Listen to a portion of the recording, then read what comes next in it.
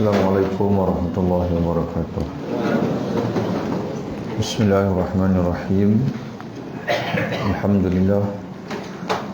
Wassalatu wassalamu ala Rasulillah Nabiyina wa habibina wa syafi'ina wa ala alihi wa ashabihi wa man ihtada bihadihi wa istanna bisunnatihi ila yaumiddin, amma ba'd. Ayat kita pada pagi ini ayat 43, muka surat 272.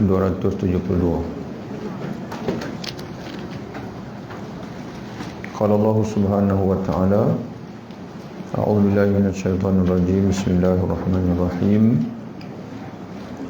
Wa ma arsalna min qablika min rijalin nuhi ilaihim.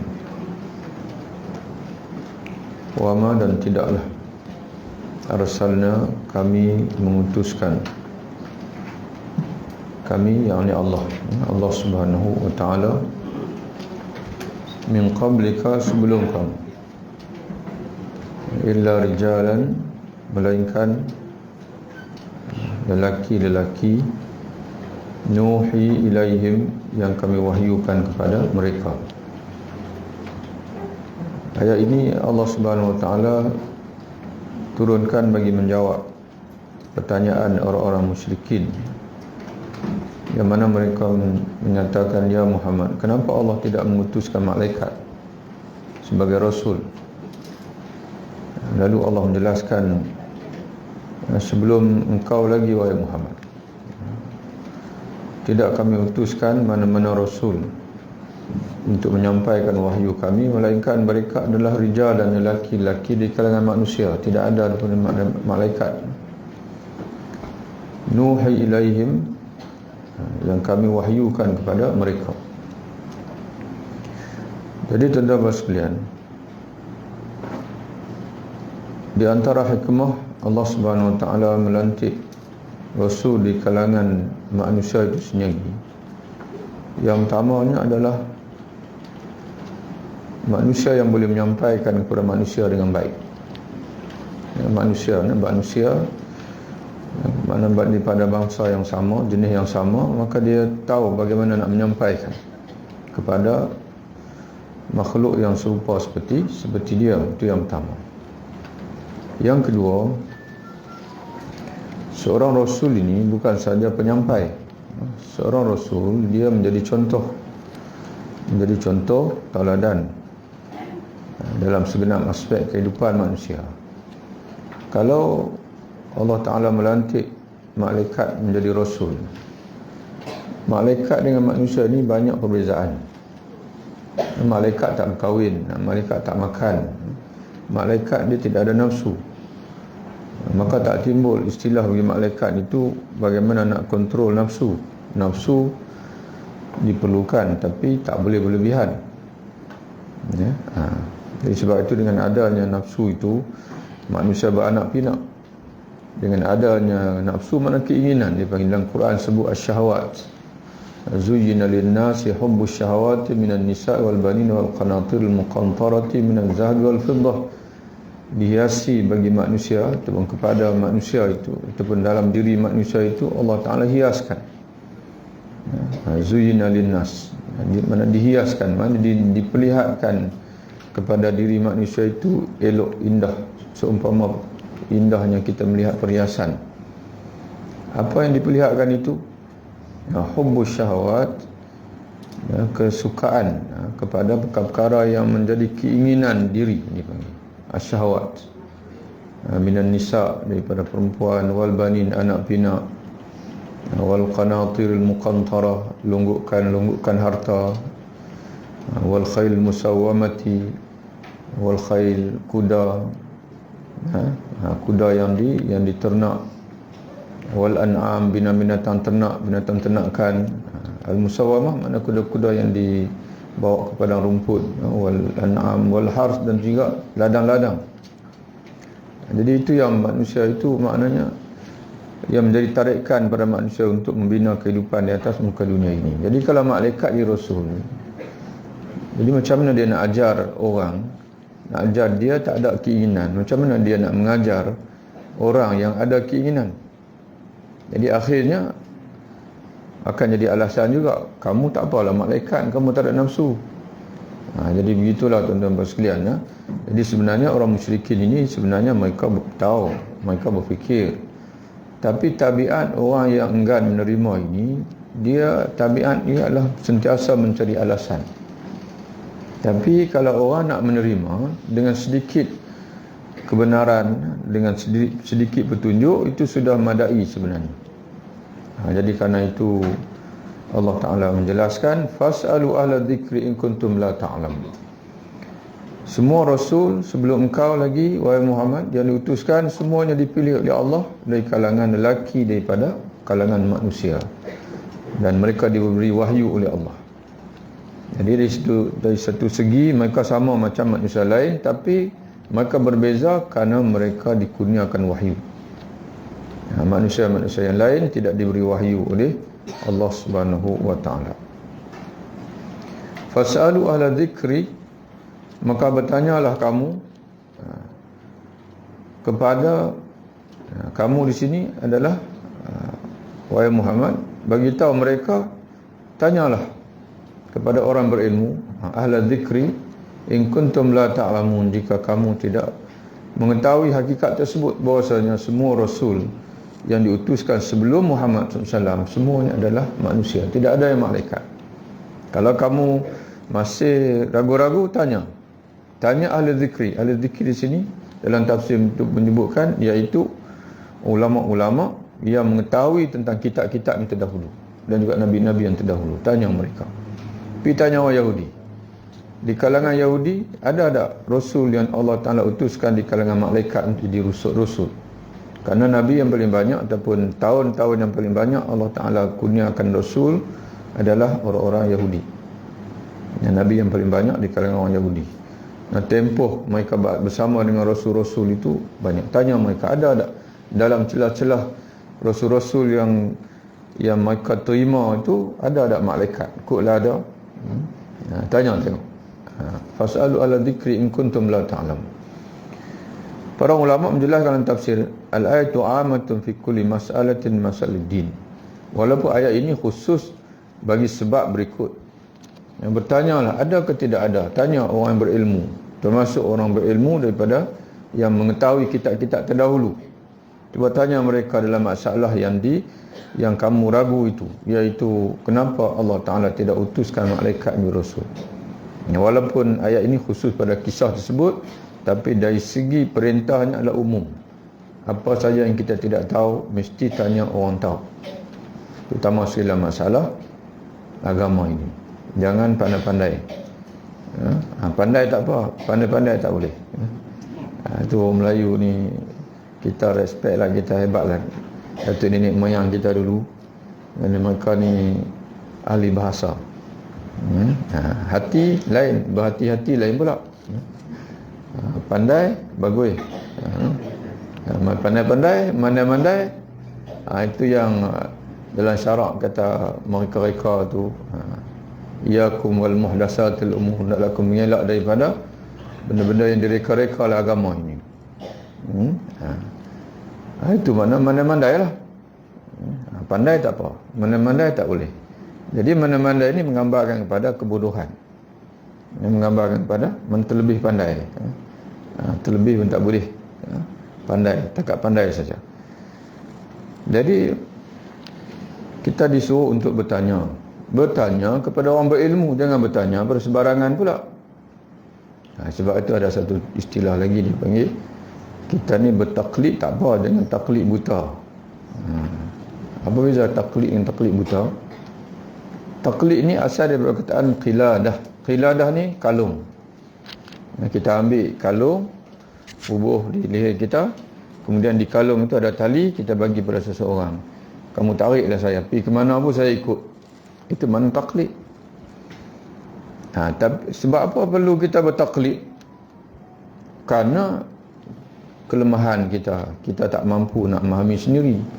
Jadi kita ikut orang yang boleh bimbing kita. Tapi tuan-tuan sekalian, kalau dah seseorang itu dia, bila dia buta, dia perlukan kepada orang bimbing. Maka bolehkah dia serahkan tali itu kepada orang buta juga? Itu makna taklid buta tu. Nak bertaklid, dia buta, dan dia bertaklid kepada orang buta. Akhir sekali dua-dua masuk longkang. Nak salah siapa? Tak boleh nak salah siapa. Kenapa kamu serahkan urusan kamu kepada dia? Dah tahu kata dia pun buta. Carilah orang celik. Jadi begitulah juga kita, tuan-tuan sekalian. Kita tak mampu nak jadi mujtahid, maka kita perlu bertaklid. Bertaklid kepada mujtahid. Bertaklid kepada mujtahid. Bertaklid kepada orang yang faham. Jadi sebab itu Imam Ibn Sirin dalam ungkapan yang selalu kita baca, seorang tabi'in, wafat tahun 110 Hijrah, Imam Ibn Sirin, mana dekatlah dia dengan Rasulullah lebih kurang 100 tahun. Dia sempat mengaji dengan sahabat-sahabat yang besar-besar, Sayyidina Aisyah, Abu Hurairah radhiyallahu anha, Sayyidina Aisyah radhiyallahu anha, Abu Hurairah radhiyallahu anhu, kemudian Anas bin Malik. Mungkin puluhan sahabat dan mengaji. Dia pesan dekat kita, dan pesanan ini ditulis, direkodkan oleh Imam Muslim di awal sahih dia, dalam muqaddimah Sahih Muslim. Kata Imam Ibn Sirin, al-ilmu dinun fanzuru amman ta'khudhu dinakum. Ilmu agama itulah agama itu sendiri, ataupun ilmu itulah agama itu sendiri. Fanzuru amman ta'khudhu dinakum, maka perhatikanlah daripada siapa kamu mengambil agama kamu. Bil bayyinati zubur, kami turunkan rasul-rasul itu untuk membawa atau bersama mereka al-bayyinat, penjelasan-penjelasan ataupun dalil-dalil yang jelas nyata. Itu al-bayyinat. Al-bayyinat dalam Quran ini ada ketikanya memberi makna mukjizat, dan ada ketikanya memberi makna ayat-ayat Allah Ta'ala itu sendiri. Itu makna al-bayyinat. Al-bayyinah dari segi makna harfiahnya ialah hujah. Sebagai contoh, Nabi sebut tentang kaedah mahkamah. Kaedah mahkamah. Nabi mengajar kita kepada hakim bersama, kepada orang yang masuk dalam mahkamah. Nabi kata al-bayyinatu 'alal mudda'i. Nabi guna bahasa sama, al-bayyinatu 'alal mudda'i wal yaminu 'ala man ankara. Orang yang mendakwa, dia hendaklah bawa bayyinah. Bayyinah ni apa? Saksi pun boleh, hujah-hujah, bukti-bukti bahasanya membenarkan dakwaan dia tu. Dia mendakwa ada seorang duduk atas tanah dia. Kemudian dia dakwa tanah tu tanah saya. Dia tumpang duduk saja. Tanah ayah saya dulu. Ayah saya tak pernah jual dekat dia. Jadi dia dah bertembung, dia panggil dua orang kata apa? Orang yang duduk di situ, dia mendakwa, dia kata saya beli tanah tu. Kemudian yang asal pula, ada orang yang asal meninggal, tinggal waris. Waris kata ayah kami tak pernah habaq pun kata dia jual. Jadi maknanya dia kena kemukakan bayyinah, keterangan. Itu mana bayyinah. Jadi rasul-rasul ni diutus oleh Allah bersama dengan keterangan-keterangan, bersama dengan dalil-dalil, hujah-hujah, dan boleh juga difahami dengan mukjizat. Al-bayyinah, dengan mukjizat-mukjizat yang membuktikan bahawasanya dia adalah daripada Allah, ataupun dia adalah utusan Allah Subhanahu wa taala. Waz-zuburi, zuburi iaitu merujuk kepada kitab-kitab. Az-zubur. Az-zubur maknanya kitab-kitab suci, atau mana az-zubur. Sama terjemahan, Sama. Wa anzalna ilaika, dan kami menurunkan kepadamu wahai Muhammad, az-zikr, peringatan, iaitu Quran. Az-zikr, salah satu nama Quran itu az-zikr. Lagi apa lagi nama Quran? Al-Furqan. Al-Furqan makna yang membezakan hak dan batil. Jadi daripada nama itu kita dapat faham fungsi Quran tu apa dia. Kemudian apa lagi nama Quran lagi? Apa lagi nama Quran? Al-Quran. Nama Al-Quran. Lagi Al-Kitab. Itu nama. Lagi Al-Furqan. Al-Zikru. Lagi apa lagi tuan sekalian? Banyak nama Quran ni tapi tak ingat. Bukan tak ingat, terlupa, lebih kurang sama. Ada apa lagi? Ada lagi tuan sekalian. Syifaun, penyembuh. Wa syifaul lima fis sudur, penyembuh bagi apa penyakit yang ada dalam dada manusia. Jadi di antara nama Al-Quran syifa. Lagi apa lagi tuan sekalian? Kita kalau tak ambil masa, tak ambil kesempatan ingat, tak ingatlah. Jadi sebab tu anak suka bila kita jumpa apa-apa tu, kita ambil kesempatan untuk kita ulang kaji semula. Tak apalah tuan-tuan sekalian, tak ingat semua pun, kurang-kurangnya kita ingatlah berapa dah tadi ni. Al-Quran. Ya. Ada lagi nama Quran lain yang tuan-tuan ingat. Dalam ramai-ramai 100 lebih ni, tak kali 5 tu je. Ada lagi nama-nama Quran. Al-Quran, itu memang inilah Al-Quran. Kalau Nabi Musa, At-Taurat. Kita Al-Quran, nama yang asas dia panggil. Sebab tu suratul Fatihah dia panggil Ummul Quran pun boleh, Ummul Kitab pun boleh. Al-Quran, Al-Kitab, Al-Furqan. Kemudian lagi Az-Zikru, Az-Zikr. Sebab dia peringatan. Dan siapa yang baca Quran memang dia sama macam berzikir, malah lebih lagi kerana dia setiap huruf, satu huruf 10. Ya. Al-Huda. Lagi apa lagi? Al-Huda, Quran Al-Huda kerana dia adalah pemberi, mengandungi Al-Hidayah. Ya.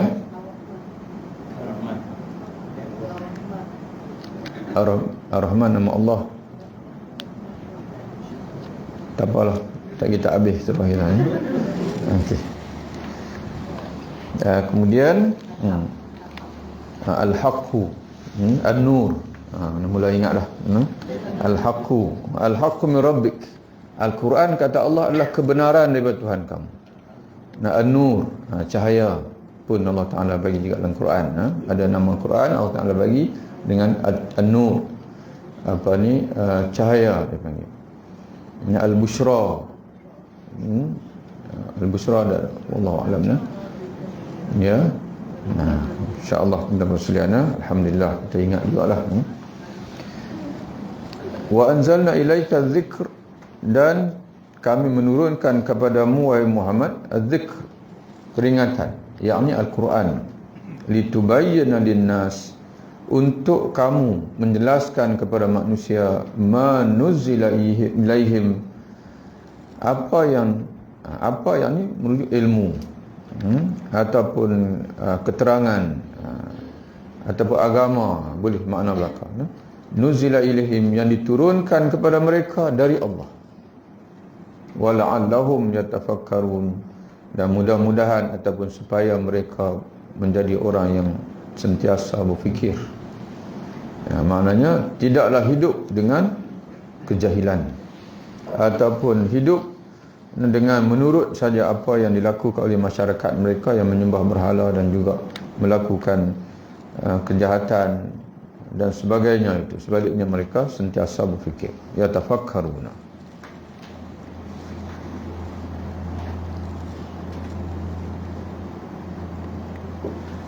Dan sebagian ulama mentafsir yatafakkaru dengan makna yatadabbarun. Mereka sentiasa mentadabbur, lalu mendapat hidayah. Jadi tuan-tuan sekalian, Quran ni kena tafakkur, kena tadabbur. kita baca, renung, insya-Allah kita akan dapat petunjuk dan juga hidayah. Afa aminal ladzina makaru sayyiat, apakah berasa aman? Yakni tidak bimbang. Apakah berasa aman orang-orang yang melakukan tipu daya yang jahat, makru sayyiat, atau perancangan-perancangan yang buruk, yang jahat, yakni ketika mereka menghadapi Rasul yang diutus oleh Allah, apakah mereka berasa aman, yakni tidak bimbang, an yakhsifallah, bahawa Allah akan menenggelamkan mereka, al-arda, akan menenggelamkan bersama mereka bumi, yakni menenggelamkan bumi bersama sekali dengan mereka sekali, sebagaimana berlaku pada Qarun, ataupun sebagaimana berlaku pada kaum Nabi Lut. Allah Ta'ala kalihkan bumi, kemudian menghempak mereka dengan bumi yang terbalikkan itu.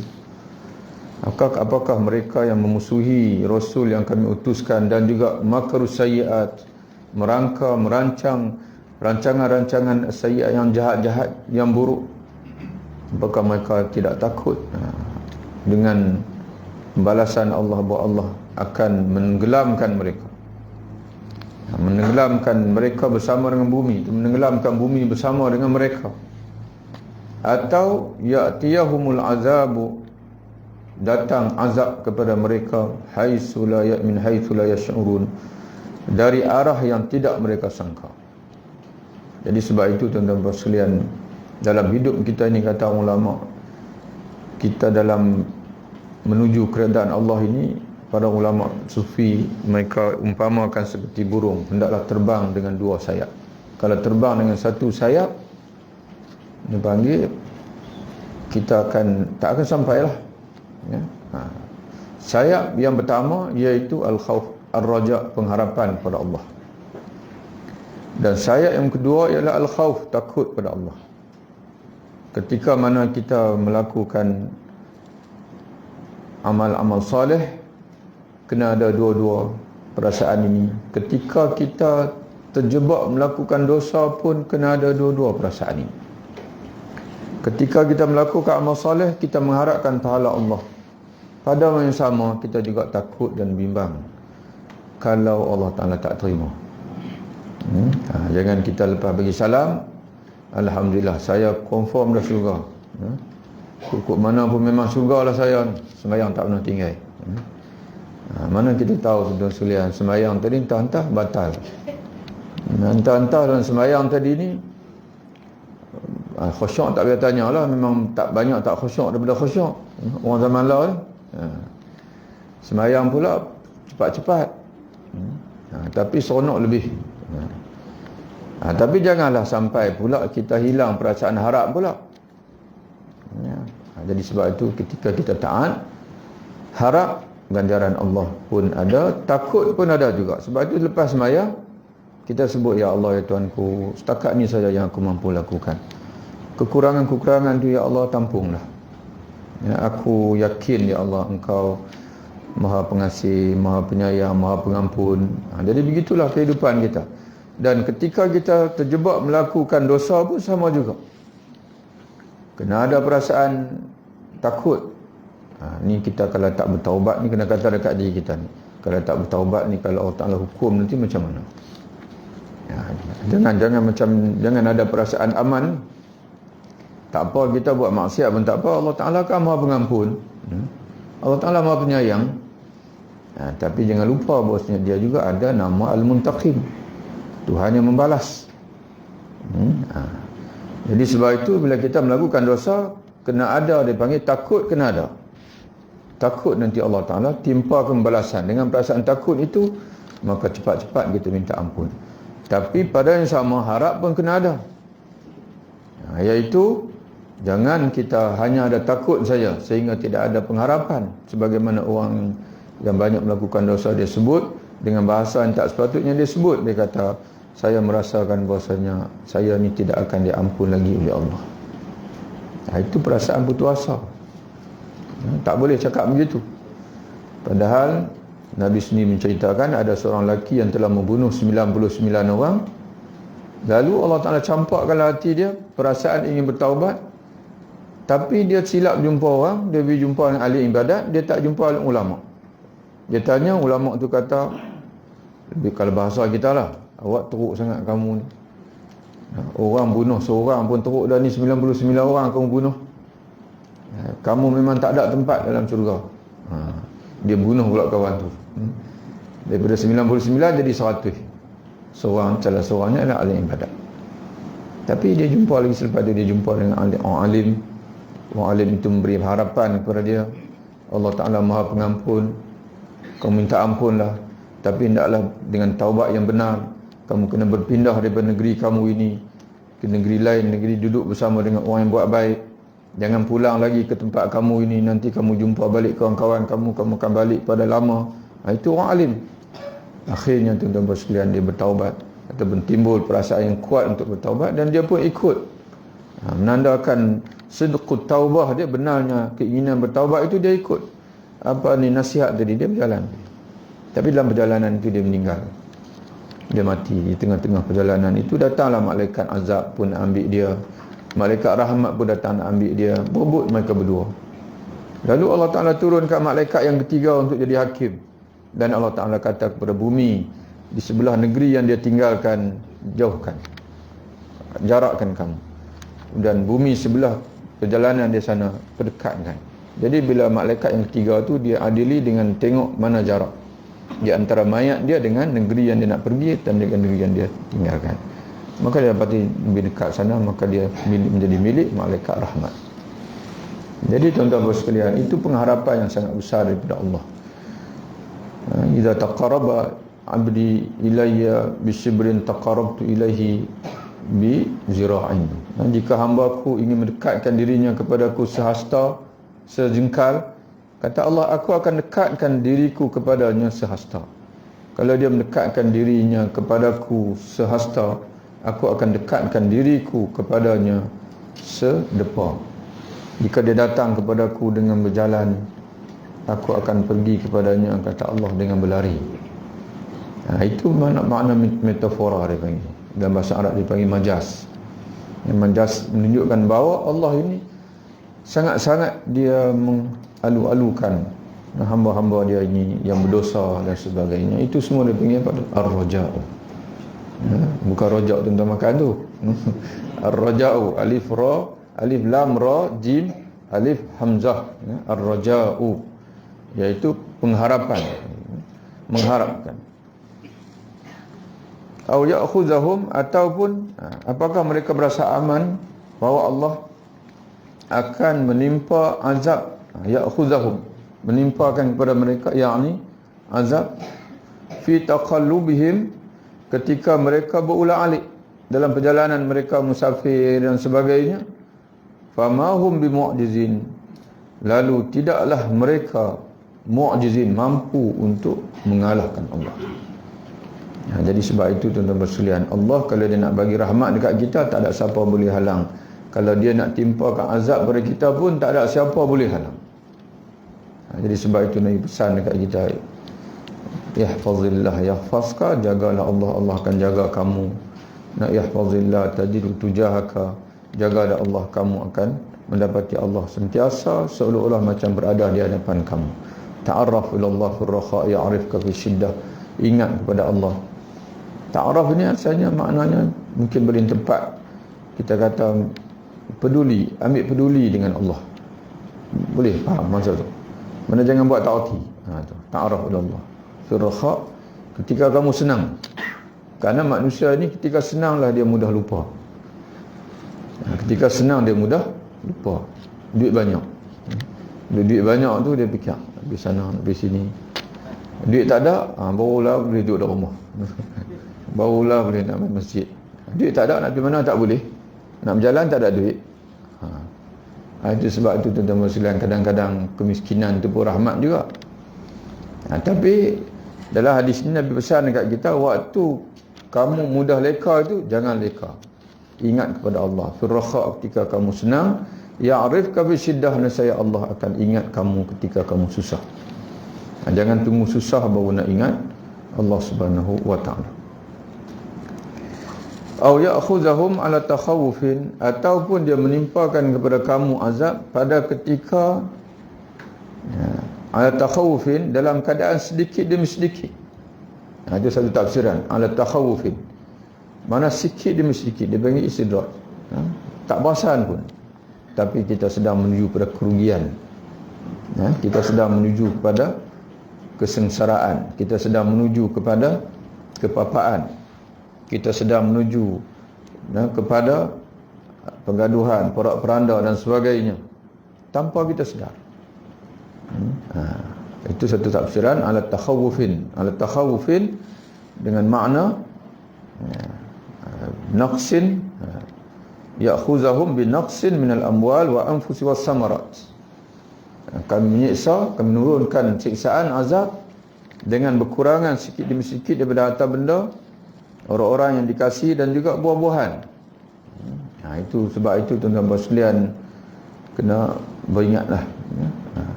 Cara Allah Ta'ala membalas ini dia tidak sama. Ada yang nampak terang dan tapi ada yang kesudahan nanti. Kalau nampak terang tu kadang-kadang itu baik lagi, kerana kita nampak Allah Ta'ala bagi itu nampak jelas. Kalau sikit-sikit ni tuan-tuan sekalian, tiba-tiba berakhir dengan kita mati dalam mati yang buruk. Kuih jauh. Dulu duduk main mengaji juga. Aku dekat mula-mula main mengaji seminggu 2 kali kan. Lepas tu main seminggu sekali. Lepas tu sebulan sekali. Lepas tu tak main terus. Kemudian mati dalam keadaan wala'iyazbillah. Tak main di sini tak apalah, mungkin pergi tempat lain. Di sini pun tak main, tempat lain pun tak pergi. Dia duduk di rumah seronok tengok televisyen. Kalau tengok tanyalah ustaz pun memang tak apalah juga. Duduk tengok drama Korea. Itu tuan saya kadang-kadang tu ustaz nak kata siapa, Ustazah Mariam apa. Siang juga kat dia. Tak semua contoh tu tuan-tuan mulia dia tak minat cerita Korea. Jadi bahaya tuan-tuan sekalian televisyen ni. Bahaya. Kerana kita perhati dulu waktu tak ada Astro dulu ni, ramai orang boleh sembahyang subuh berjamaah.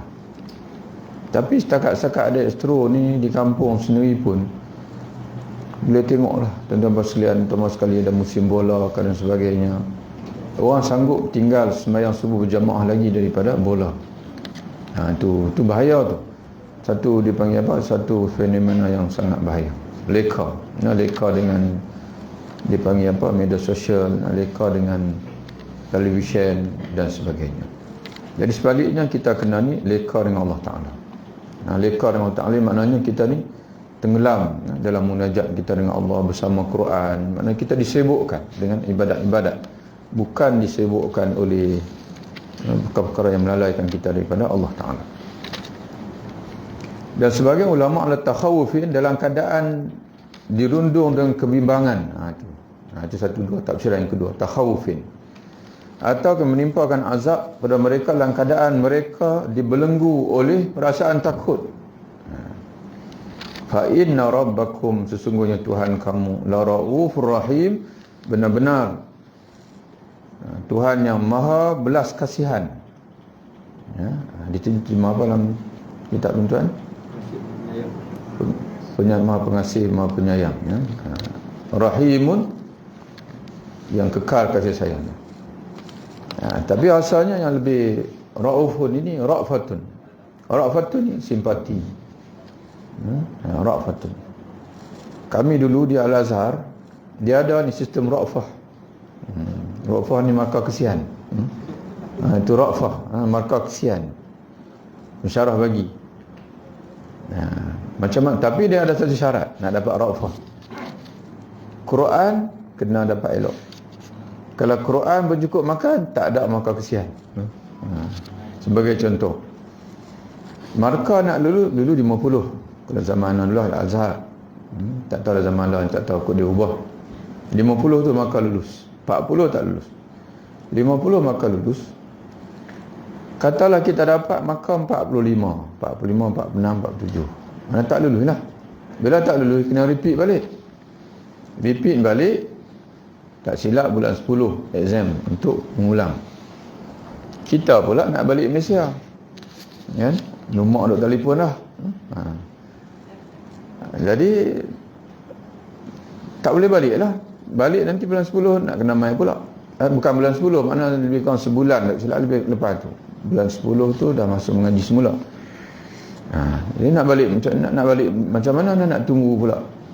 Tapi kalau ada satu subjek saja yang tak lulus dan markah itu sikit saja yang perlu kelulusan, kita boleh minta ra'fah.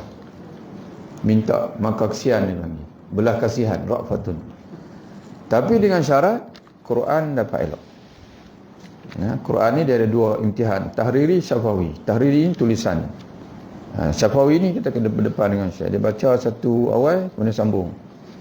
Orang Melayu ni Al-Azhar bagi setahun 2 juzuk saja. Mana 4 tahun 8 juzuk. Tapi orang Arab 30 juzuk. Arab 30 juzuk. Jadi itu tuan boleh fahamlah makna ra'fatun. Di antara makna ra'fatun tu ialah rifq dia panggil. Mana kasihan belas, sentiasa bersimpati. Allah Ta'ala ni kesian dekat kita, kasih dekat kita. Sebab tu dia utuskan Rasul. Kita bersalah pun dia tak balas apa lagi. Dia tak balas apa-apa lagi walaupun kita bersalah tiap-tiap hari.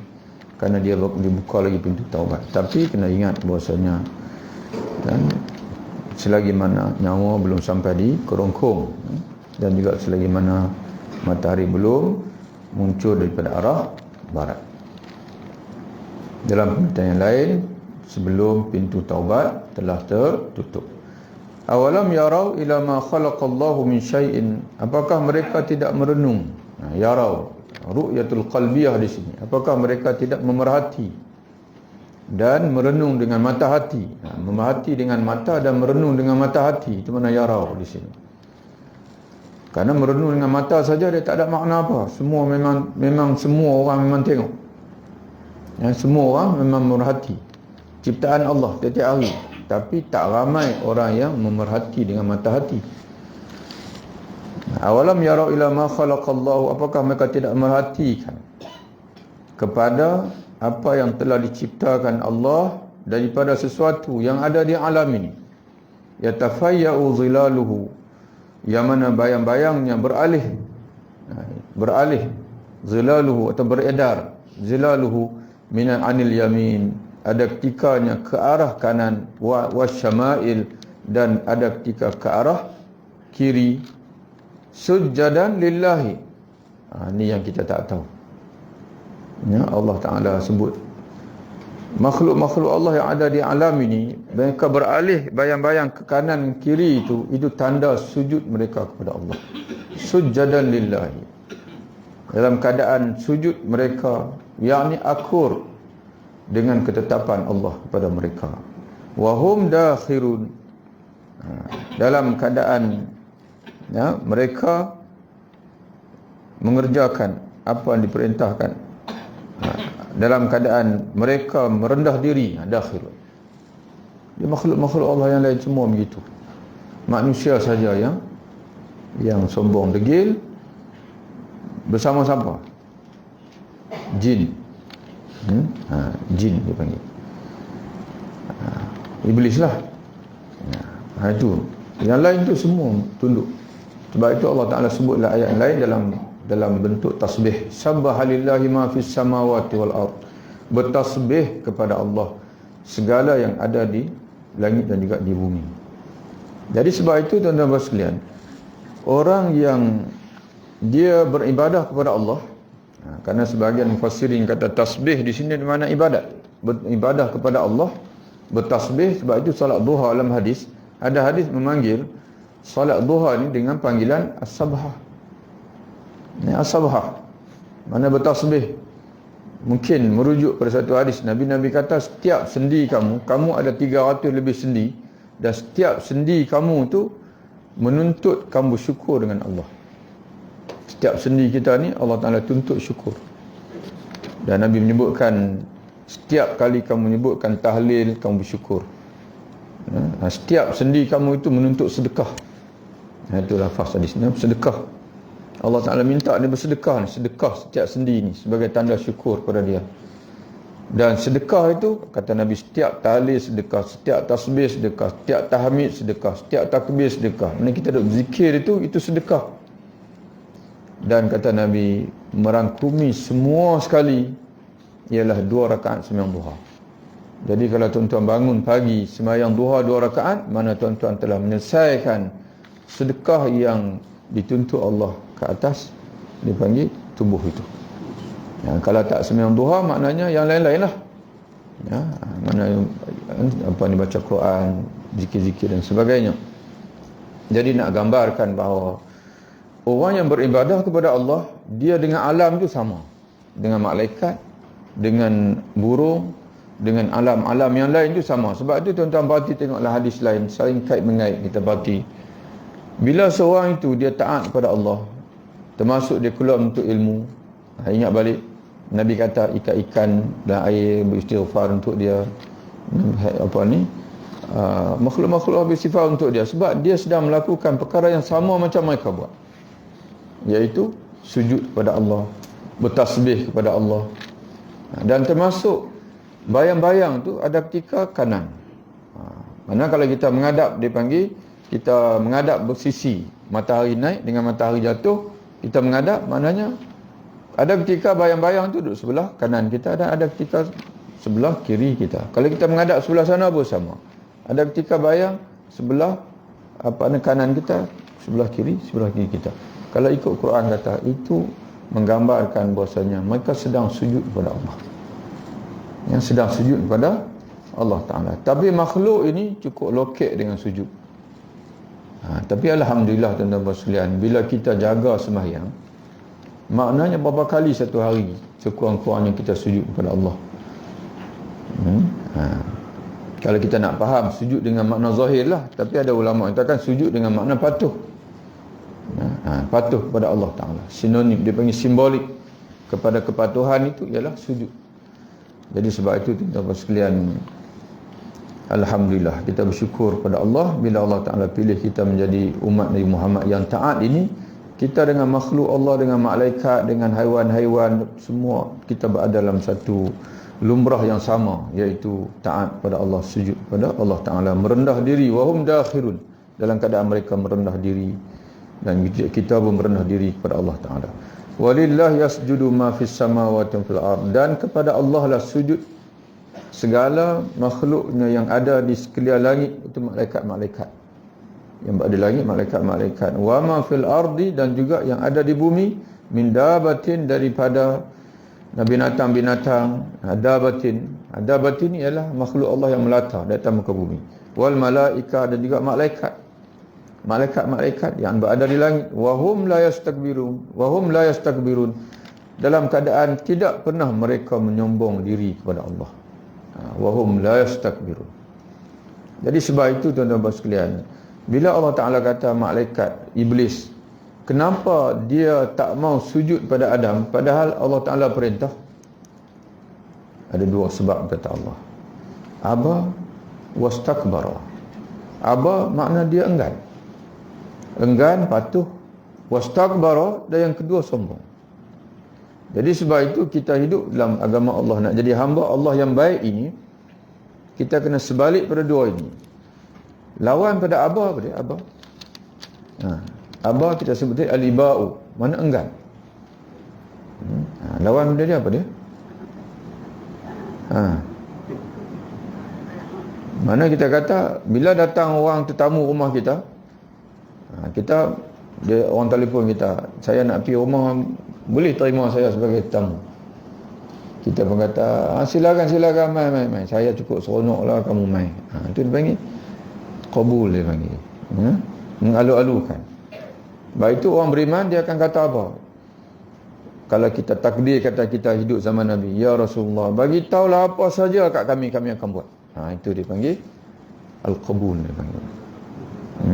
Tapi kalau al-iba, dia telefon tadi, orang minta maaf banyak-banyaklah, saya sibuk lah ni. Macam alasan lah, padahal tak sibuk mana pun. Tapi dah orang yang nak main tu, kita tak apa nak berkenan dengan dia. Macam-macam lah. Kita bagi alasan. Begitulah orang kafir. kenapa tak hantar malaikat? Ya Muhammad, kenapa kamu tak kaya? Sepatutnya Rasul kena kaya. Macam kami ni kaya. Macam-macam alasan diberikan. Jadi itu yang pertama. Kalau iblis sifat dia ialah aba, yakni al-iba, kita pula sifat kita adalah dipanggil sentiasa qabul lah, dipanggil qabul ni makna sentiasa bersedia untuk menerima apa saja perintah Allah Ta'ala. Wastakbara, iblis dia sombong. Kita pula kena sentiasa dakhirun, iaitu merendah diri kepada Allah Ta'ala. Jadi kerana itu tuan-tuan sekalian, bila dibaca Quran senyap, jangan kita bercakap. Apabila orang menegur kita, kesalahan itu dibuktikan, kesalahan kita itu bercanggah dengan Quran, hadis, kita ucap terima kasih kerana kamu menyedarkan saya. Jangan kata saya minta maaf lah, saya macam ni. Dulu, kini, selama-lamanya. Dia tak boleh begitu. Mesti kita, kalau dah kita tahu kata kita salah, mana salah lah, jadi kita betulkan. Jangan sombong. Yakhafuna, mereka takut, yakni malaikat. Yakhafuna rabbahum, mereka takut pada Tuhan mereka, min fawqihim, dari atas mereka, yakni yang mengatasi mereka. Mana kalau mereka bercanggah dengan Allah Ta'ala ni, kok mana pun mereka tak akan boleh menang. Kerana Allah Ta'ala ini, keputusan dia mengatasi segala-gala yang lain. Rahmat pun daripada dia, azab pun daripada dia. Itu mana min fawqihim. Fawqiyah tu dipanggil. Bukan fawq dengan makna duduk di atas. Walaupun ada sebahagian yang faham begitu. Mereka takut kepada Tuhan mereka min fawqihim, yang berada di atas. Fawqihim. Ini dipanggil akidah salafiyah. Yang mana mereka mengiktikadkan semua jihad tidak boleh bagi Allah kecuali jihad atas. Sebab mengambil makna zahir dalam Quran, Allah Ta'ala sebut amintum man fis sama, apakah kamu tidak takut kepada zat yang berada di langit, yakni Allah Ta'ala. Mana berada di langit itu bukan makna Allah Ta'ala itu menempat duduk bertenggek situ, tidak. Yang berada di langit dengan makna yang layak bagi Allah. Itu salaf. Salafiyah lain pula. Allah Ta'ala berada di langit lah. Tapi salaf, dalam mazhab kita Asy'ariyah, kita boleh pegang dua. Tuan-tuan boleh pegang dua mazhab Asy'ariyah. Bila ayat seperti itu, Allah Ta'ala berada di langit dalam Quran ataupun di atas. Mereka takut pada Tuhan mereka min fawqihim, yang berada di atas mereka. Mana kita Asy'ariyah, sama ada tuan-tuan pegang dengan mazhab khalaf, iaitu mentafsirkan atas dengan makna mengatasi. Mereka takut pada Tuhan mereka min fawqihim, yang berada di atas mereka, yakni yang sentiasa mengatasi mereka, kerana dia maha berkuasa, kerana dia Tuhan yang menjadikan mereka, menjadikan kita. Itu khalaf mentafsirkan. Salaf pula, Asy'ariyah juga, salaf tidak tafsirkan. Allah Ta'ala kata min fawqihim, berada di atas mereka. Bukan makna atas itu makna jihad, pihak. Habis makna apa? Wallahu a'lam.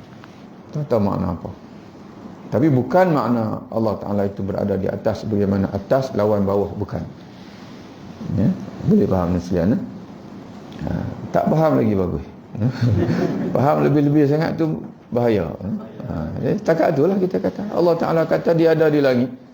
Amintum ada di langit, tapi bukan bermakna langit yang kita gambarkan, kerana langit kita orang lain pada langit juga. Jadi Allah Ta'ala duduk di langit mana satu. Kalau kita nak kata langit itu sebagai gambaran kepala, tapi kita tak mahu tafsirkan. Salah tak mahu tafsirkan sebab takut silap pula tafsir. Boleh faham? Tapi kalau salafiyah, memang dia kata Tuhan di langit. Tuhan di langit. Salah ke tak salah Ustaz pandangan itu? Wallahu a'lam. Tapi bercanggah dengan akidah Asy'ariyah.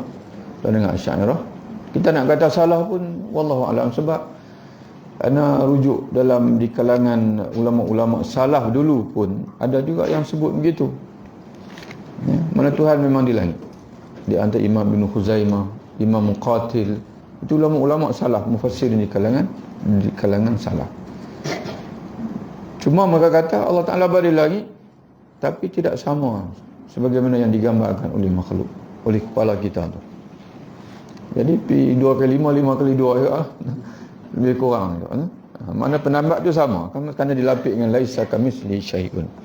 Jadi sebab itu tuan-tuan dan sekalian, ada isu-isu yang sebegini yang kita pernah sebut sebelum ni, tuan-tuan sekalian, setiap orang mengaji saja, jangan berdebat. Kalau tuan-tuan berdebat, tuan-tuan sekalian, sesat. Dia akan menjadi kesesatan. Kalau tidak tuan-tuan sesat, orang lain sesat. Sekarang ni kita mengaji saja, macam majlis kita ni. Kita mengaji saja mengikut sebagian kadar kita dah mazhab Asy'ariyah. Mana kita mengaji macam mana Asy'ariyah lah, ya. Ada Salafiyah tak apalah, dia ada mengaji dengan cara Salafiyah. Cukup cakap tu.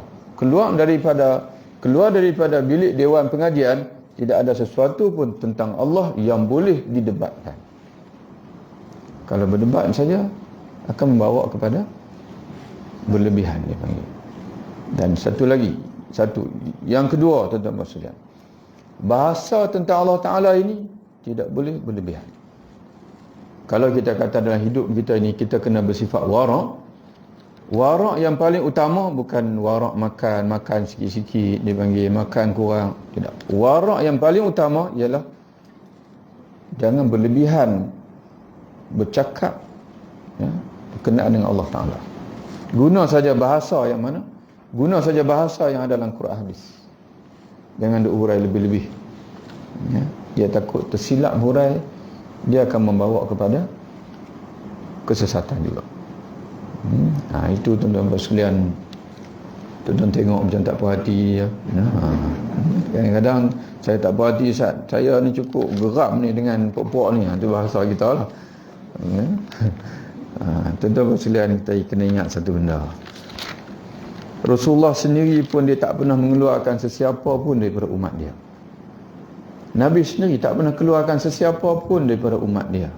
Dalam syafaat, dalam doa dia, dia buat korban tiap-tiap tahun dua tumpuk. Dia panggil dua kibas. Satu dia baca apa? Satu kibas. Allahumma taqabbal min Muhammadin wa ali Muhammadin. Ya Allah, terimalah korban ini daripada Muhammad dan juga keluarga Muhammad. Dan sekok lagi, dia baca macam mana? Rasulullah SAW, Allahumma taqabbal min Muhammadin wa ummati Muhammadin. Ya Allah, terimalah korban ini daripada Muhammad dan umat Muhammad. Kata ulama dan syarah hadis, termasuk kita sama. Korban Nabi yang kedua tu, tiap-tiap tahun dia buat itu 10 tahun. Kata Anas, Nabi berhijrah, Nabi duduk di Madinah, tidak ada 1 tahun pun yang Nabi ketinggalan korban. Mana 10 korban Nabi masuk kita sama sampai hari akhirat. Nabi tak keluarkan seorang pun. Kemudian tuan-tuan sekalian, dalam hadis Nabi kata, syafaatku untuk li ahli kabair min ummati, untuk orang-orang berdosa besar dari umatku. Orang berdosa besar, Nabi sini sebut.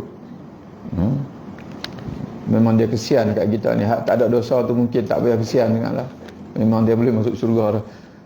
Tapi hak yang Nabi nak kesian sangat tu yang berdosa besar ni. Macam kita lah tuan-tuan sekalian.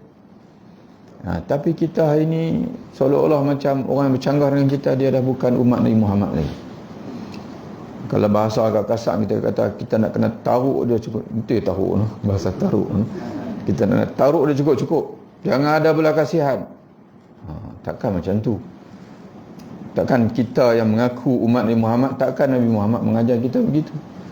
Jadi sebab itu tuan-tuan sekalian, segala perselisihan, pertikaian pendapat dan sebagainya diselesaikan dalam tempat yang tertutup.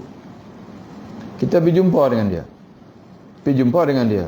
Saya dengar kamu kuliah ni, saya rasa macam tak kena. Itu baru betul tuan-tuan sekalian. Tak pergi jumpa kawan tu, kemudian terus tuan-tuan sekalian buat isu dalam Facebook. Padahal yang kita dengar itu 2 minit daripada ceramah dia, daripada awal. Macam orang baca fawailul lil musallin alladzina hum an salatihim sahun. Macam kita bacalah, binasalah orang yang sembahyang. Ya, dia itu orang-orang yang lalai dalam sembahyangnya. Tuan-tuan bengkat takat tu. Ustaz Nan ceramah, binasalah orang sembahyang. Potong takat tu. Masuk dalam Facebook. Orang sesat dah ustaz ni. Dia kata orang sembahyang boleh binasa. Kenapa tak sambungkan yang ujung? Jadi sebab itu tuan-tuan sekalian, orang yang suka cut video ni, dia tu ada niat jahat. Orang yang berniat jahat, tuan-tuan tak boleh dengar. Walaupun dia benda tu yang dia bawa tu baik. Kerana dia ada sesuatu yang ingin dia sampai. Di antaranya ialah nak menanamkan kebencian sama-sama kita. Jadi nasihat ana pada tuan-tuan sekalian, tak payah dengar, left terus. Kalau ada dia panggil, hatta kawan-kawan duduk sebelah mengaji, tak, janganlah left Facebook tu lah, jangan silap faham pula. Sebab tuan-tuan tak cakap dengan dia, sebagai pengajaran untuk dia. Pengajaran untuk dia. Kerana orang sebegitu, niat dia tak baik. Dia boleh merosakkan jiwa kita sendiri. Jadi tuan-tuan sekalian, tak ada kena-mengena dengan ayat kita ni. Tapi macam kita sebut tadi lah, ada kesempatan kita menegur, ada kesempatan kita ulang kaji begitu. Kita habis sikit lagi, kemudian kita tutup.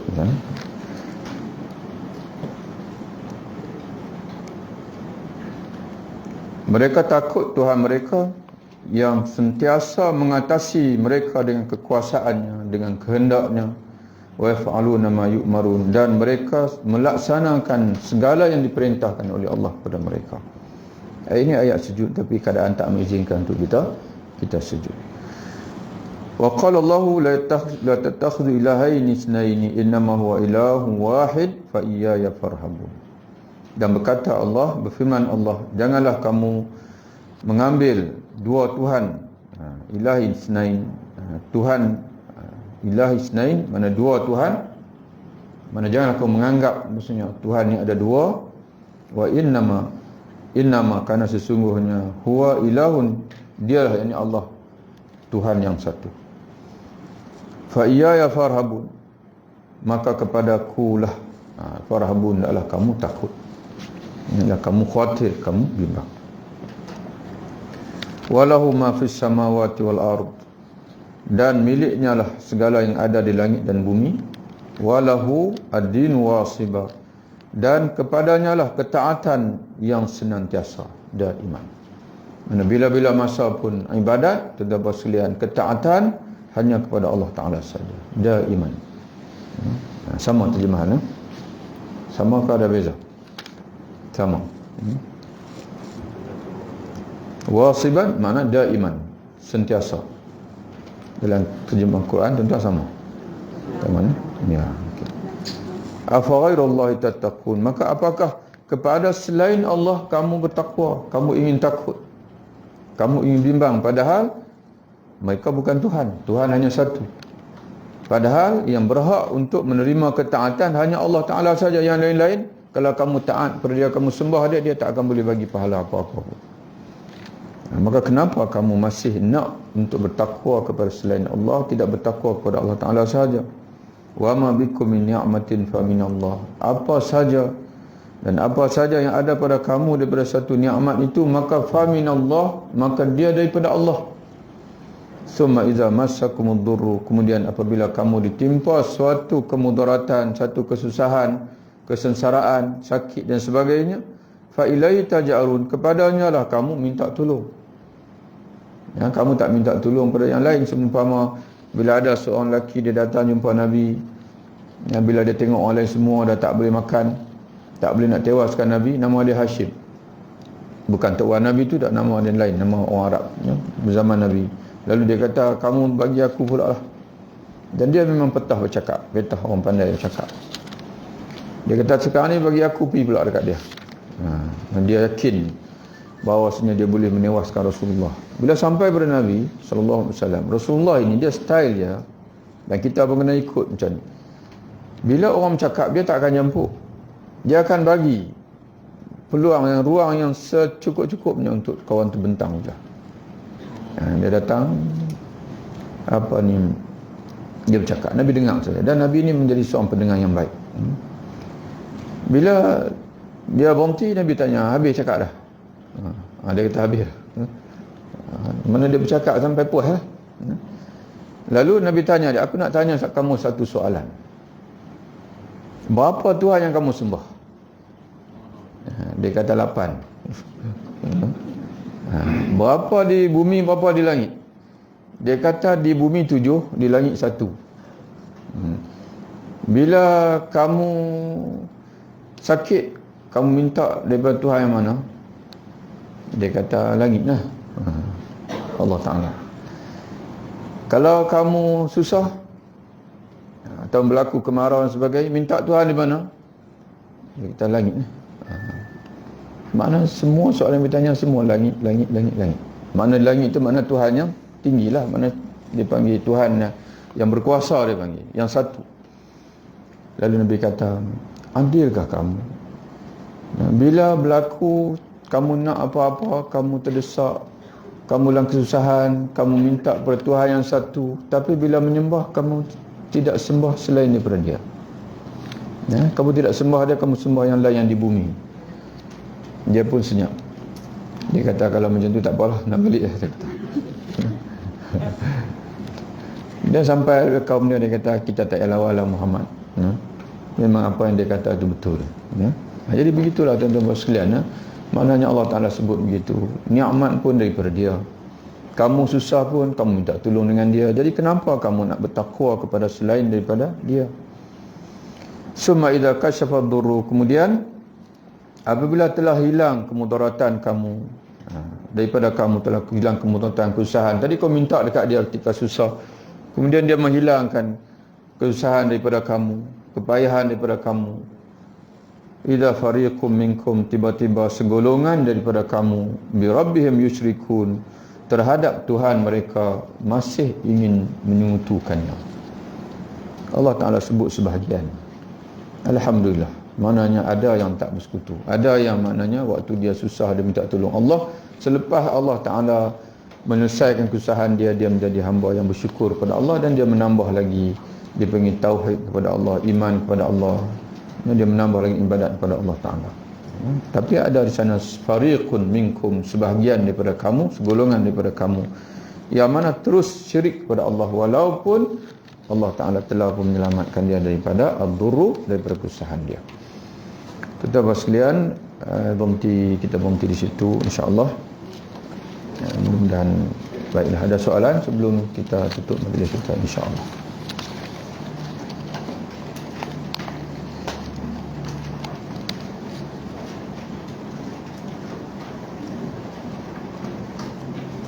Kita hijrah bila hijrah?